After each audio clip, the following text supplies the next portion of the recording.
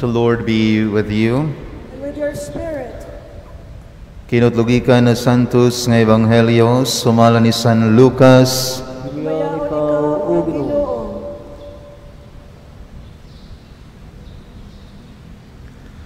Mingon sa Jesus sa iya mga tinunan, busa pag maluluyon kamo, ingon nga maluluyon ang inyong amahan. Ayaw ko paghukom sa inyong isigataw, o ang Dios dili maghukom kaninyo.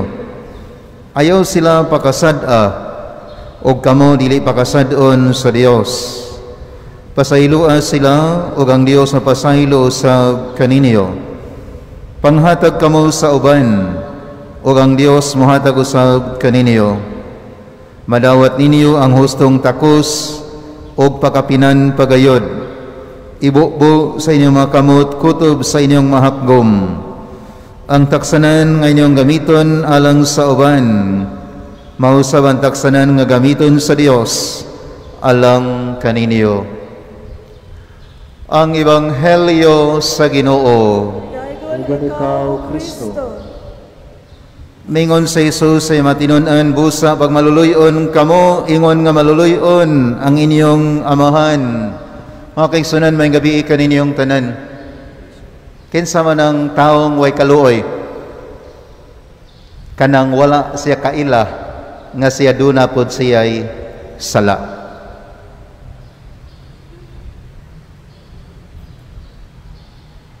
Naunsa naman natong nasod karon.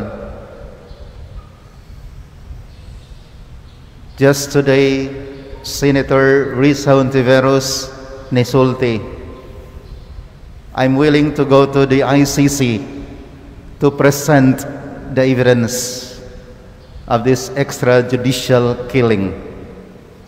After the statement of Risa Hontiveros, the Solicitor General dili siya moadto sa ICC tungod kay nakasabot man siya that the ICC is the last recourse. And what about the Quadcom? Congressman Barbers, di na pod moadtog ICC. Yan, ingon na lang siya. Makita naman as mga tao, kaya naa naman na online. Mauna siya. Kung doon na kay kitabunan, na kay tao nga expose ang iyang dautan. Ambot dautan ba? Kaya di ka ganahan nga ma-expose buga. Asa naman sila padong ron? Nikakak naman tanan. Ang tigulang ilang gisangat nga dos ICC. Nya karon nga ilang gisangat, dili sila ganahan mo represent sa Philippine government. Naunsa na itong panggobyerno? Sama na siya. Kung ang imong buhaton gani, buhat nga way apil ang Ginoo, hagba gina. Pakaulawan jud ka sa Ginoo niyana. Muna ronita pakaulawan sa Ginoo atong tan-awon ato mga sala labi na ning panahon sa Kwaresma. Ang atong sala grabe ang magnitude. Muna'y tinuod. Giingon, grace is when we receive something good which we do not deserve. And mercy is when kita giling kawas sa something bad that we deserve. And that's all kanang duha gikan puros sa Ginoo. There is grace, there is mercy. Muna ni panahon sa Kwaresma, panahon magbalaan ta, tutukan nato ato mga sala. Kung sa ingon sa nabagbasa karon, ingon dinhi sa in English, shame-faced. Kung sa man ang shame-faced, Bisaya tingali na, baga mignaong Ginoo. Because of our sinfulness. So tutukan na to ang atong mga sala. Kay kung makatutok na ta sa atong mga sala, kada misa sige tag-ingon akong sala, akong sala. And why is it that during confession napay mangumpisal og sa sala nga wa na ko mahinumdumay Padre? Imo mo man ang sala nganong di man hinumduman. Muna kung ako na mo ingon sa wala na ko mahinumdumi, akong ingnon balik og kumpisal hinumdumi unsa nang wala nimo mahinumdumi, because that is imperfect nga pagkumpisal. You have all the time, you have the luxury of time before coming to confession. Muna ayaw nag-ingon nga og sa mga sala nga wa na ko hinumdumi. Okay, kusog ratang mamantay sa uban, pero sa ato mga sala, di ta kabantay. Kaya kung namantay patas ng sala, di na gyud kakaingon og sa mga sala nga wala ko mahinumdumi. Kung sa mga amnesia, nag-amnesia, nag-Alzheimer's disease ka, kaya di na kakahinumdum sa iyong mga sala. And besides, kung mangumpisal ka, ayaw lagsulti tulog ka sala, 20 ka tuig wa kay kumpisa mo, sulti tulog ka sala. We have to remember that even saints commit 7 times. Makasala sila makapito, makaadlaw, kada adlaw. Nganong minimum nila kapito man? Because they are conscious. And any infraction for that matter, kung conscious ka diha sa Ginoo, any infraction for that matter, imo nang ma-recognize.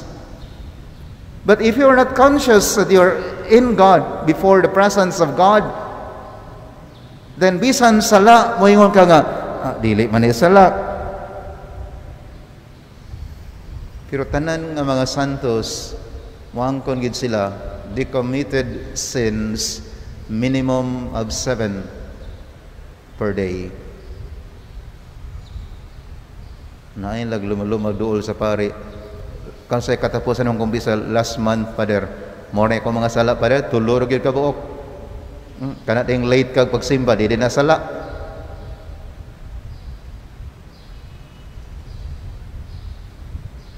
Ginagmay ra gud na. Sa din ang late, Pader. Kaklaro ana. Ya ko dili ko aware ni ana. Di padayon lang ka kada simba late. Kaya naman, there is the prevalence of ignorance in you.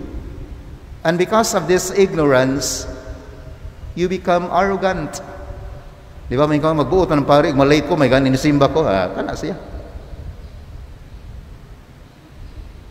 But if you are conscious of your journey to holiness, dili ka mo react na magbuot man ng pari. May ngakas imong kaugalingon kung ang panawagan ron sa imong kalibutan of this well-loved president, way makalupig sa imong kalibutan kining gigugmang presidente, tanang nasod ni signify, kung doon ay Pinoy, mo signify silang gugma. Well-loved president. Muna, kanusap man ita mo angkon sa mga sala. Kana nang magtinga ta, kana nang maglison na tagsulti inigduol sa pari nga ipahilog tag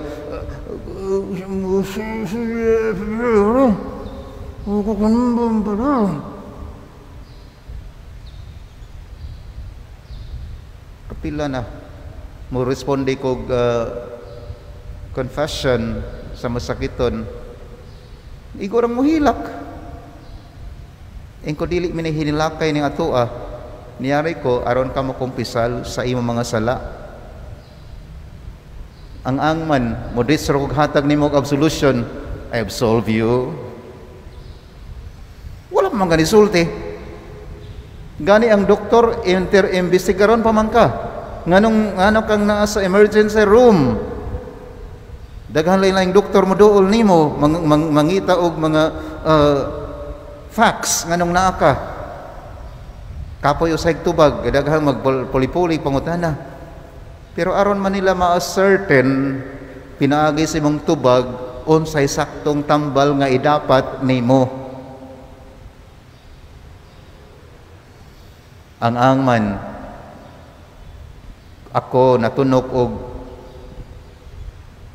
barbed wire. Kung dili ko imbestigaron sa doktor, inigsoon ako sa emergency room, hatagan lang gudayon og Combantrin, maayo nga ako ang tunok sa barbed wire. Sama na, please be conscious always. Pumita na nga before going to confession, examination of conscience.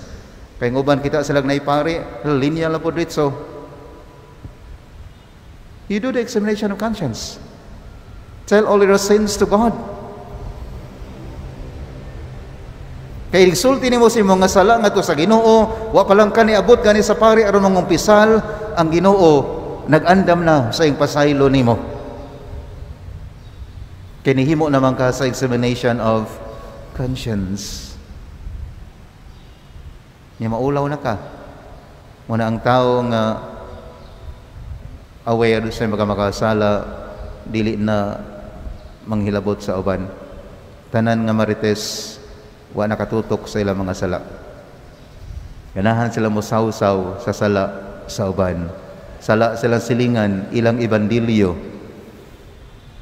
Kaya nga naman, in psychology, we call it projection. Naisala niya nga gamay, ako ning i-magnify, kay aron kining akong sala matabunan. Nay problema sa 2025 budget tungod sa GAA, ato ning dakpon si Duterte, parang focus sa mga tao adto ng Duterte, dili na sa ini ang atong annual budget. That's projection. I-project nimo ang gamayng sala sa usa aron sa ingon na una nimo ang imong sala matabunan. Tingali before the great public, okay imong gibuhat, but we have to remember that we do not inikamatay nato, we will not face the public. We will face God. Sama ni pinaka-crucial sa itong ginabuhi. When the season of Lent is an opportune time of grace, nga kita mututok balik tanaw sa atong kaugalingon. Kinsa totoong gidaot, kinsa totoong gilibak, kinsa totoong giutangan, ato nang bayaran. Dili kay makasala na hinuon ang giutangan. Sig paningil paghuman nga wa man kay kwarta oy, pero gi kang nag-shopping. Sa din na padre, kadako anang sa nag-enjoy kag shopping pagkahuman ang imong gihulaman wa nimo bayari. O sa may naa sa Biblia, siya nga makaangin siyang isig kaingon sa pagpakasala, may pibutang nga galingang bato yung liog itambog dias per size. Kaysa dihang naningil ang imong giutangan, naglagot nimo, nakasala tungod nimo. Ikaw nakaangin, nganong siya nakasala. Muna ikaw mo'y ilabay ngadto sa dagat. Simintuho na imong tiil, pero di na kamo gimaw pa. So kung ang nangutang conscious sa iyang gibuhat, tinihinay-hinaya na niya. Tiguman ako ni. Kaysa pagpangutang raman ako, dako kay kog ngisi, akong mata murag mata sa itoy nga nagpakiluoy, mari pahulama in taong ko mari. Ya panahusting bayad, imo lang ingnon ang nang ningil nimo, wa koy kwarta. Inana lang kasayon. Sala ng dako, ha?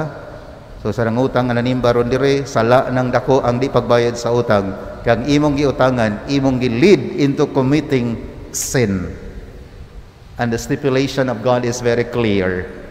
Siya nga makaangin siyang isikiyon sa pagpakasala, may pabutangan galingang bato ang iyang liog o gitambog sa dagat. Sagdi lang, Pader, nangutang ko ron, Pader, nyawa ko kabayad, namatay naman akong giutangan, Pader. Amo na'y worst.